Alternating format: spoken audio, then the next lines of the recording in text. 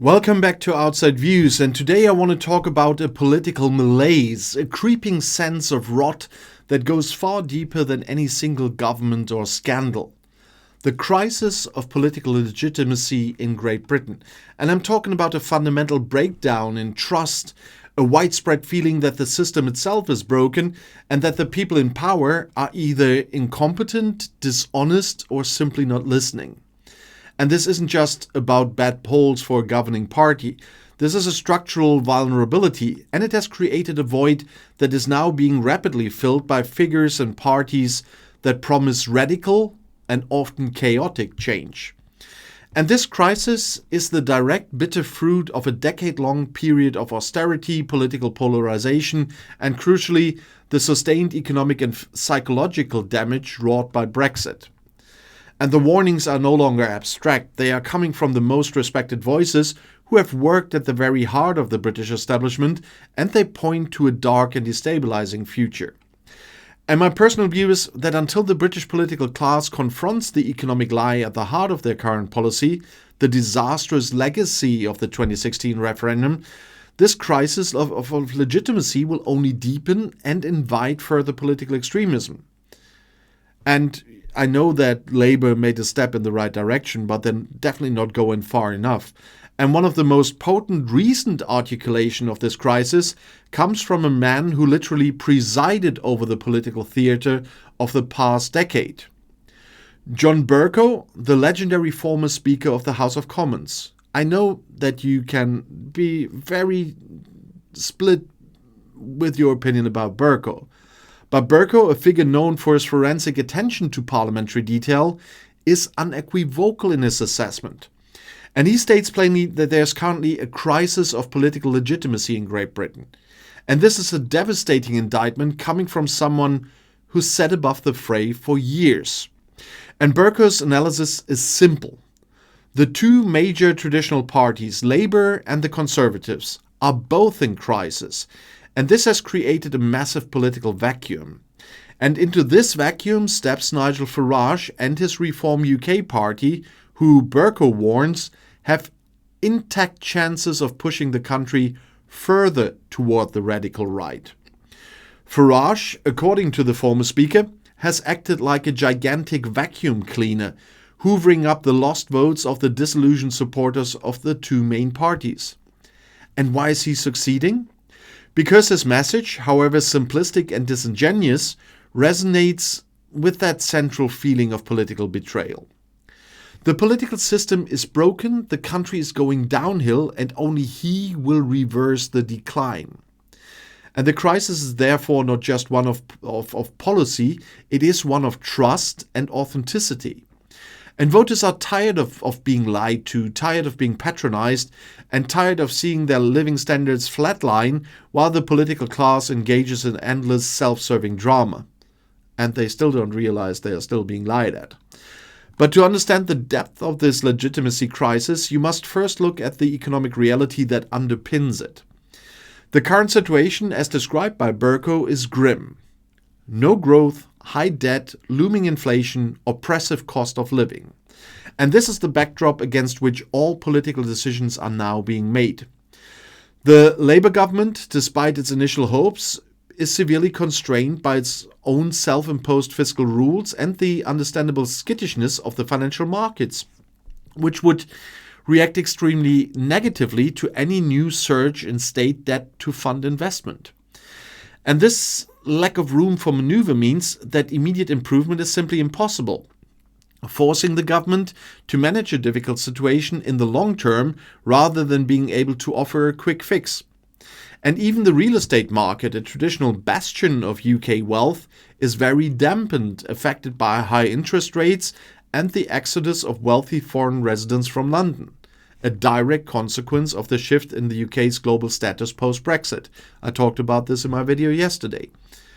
The government is now being forced to consider new taxation avenues, perhaps on second homes, which would further restrict any potential recovery in the housing market, showing just how little room the Chancellor has to maneuver. And this leads us directly to the foundational error that has corroded political legitimacy over the past 9 years, and that is Brexit. John Bercow, a conservative turned fierce critic, calls it what it is: the greatest political mistake Great Britain has made since the Second World War. And he goes further, stating the obvious economic consequences. Our country has become economically poorer and politically weaker. And this is the central lie that hollows out political legitimacy. A massive, once-in-a-generation political project was sold on the promise of national renewal, on economic prosperity and taking back control. Instead, it delivered economic stagnation, a massive reduction in the UK's global influence, and a structural hit to productivity that the government's own forecasters now estimate will cost the country tens of billions. The data is overwhelming, yet the political class, including the current Labour government, remains terrified to speak the truth, to say publicly, "Let us reverse Brexit." Not possible like that, but you know what I mean. But why? Because the vote was heavily supported by the very red wall working class voters Labour now desperately needs to hold on to. And this fear forces the current government to prioritise a political fiction over economic reality, concentrating instead on improved relationships in specific areas like the Erasmus Students Exchange Programme.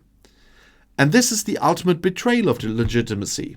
A political leadership that knows the source of the problem, but is too cowardly or too calculating to address it, instead offering minor symbolic gestures while the economic foundations continue to crack. And this self-imposed political paralysis is exactly what gives oxygen to figures like Farage. Farage's success is directly attributable to the two dominant issues that the mainstream parties have either failed to manage or simply lied about: the economy and immigration. The lack of a positive economic story, the no-growth, high-debt situation, makes the public receptive to Farage's simple, aggressive message of decline. And on immigration, the crisis of legitimacy is perhaps even more acute. The Leave campaign, as we all know, was fundamentally driven by the promise of drastically reducing immigration. Yet, under the previous Conservative governments that supposedly delivered Brexit, immigration reached record highs. And this massive contradiction, the core promise of the Leave movement being completely broken by the very people who delivered it, has utterly destroyed the Conservative Party's credibility on this issue. And as Bercow notes, no one believes the Tories' promises anymore. And Farage steps into this gaping, integrity-free space where immigration remains one of the dominating issues, and the Starmer government can only manage modest successes in controlling it. And the public feels deceived, and when a politician is perceived as totally authentic, as Bercow notes Farage is, even if that authenticity is built on a shallow populist foundation, that figure becomes irresistible to the disillusioned. Farage is not judged by the complexity of his policies, but by the simplicity and force of his emotional connection to the feeling of being left behind. He exploits cultural issues, profiling against transgender, against the woke principles, against the political correctness, and he does so because, as Bercow admits, the old rules of politics where economic distribution was everything no longer apply. And this is a culture war that has replaced competence with outrage, and it is entirely fueled by the collapse of legitimacy of the old order. The potential consequences of this legitimacy crisis are terrifying because they point toward a political system that is fundamentally unstable. Farage's rise is not guaranteed, as Bercow reminds us, and the next election is still several years away. But the trajectory is deeply worrying. If Labour fails to deliver a healthy economy and fails to control immigration, the two promises now critical to regaining popular trust, then the doors are wide open for a further catastrophic rightward lurch. And moreover, the organisational competence of Reform UK itself could become a major liability, as we've seen with the public chaos and the suspensions in their flagship Kent County Council. But the fact that the party built on such shaky institutional foundations can even be considered a viable rising national force is the greatest sign of the establishment's failure. When voters turn to a party that can't even manage its own VAT tax bill or local councils without descending into fucking suck it up authoritarianism, it's because their trust in the old parties is absolutely exhausted. The crisis of legitimacy means that voters are not choosing a better alternative. They are choosing the loudest protest, the most disruptive force, simply to express their profound, bitter disappointment with a system that promised them sovereignty and delivered stagnation. And this is not a temporary political slump. It's a serious, corrosive crisis of faith in the integrity of British democracy itself.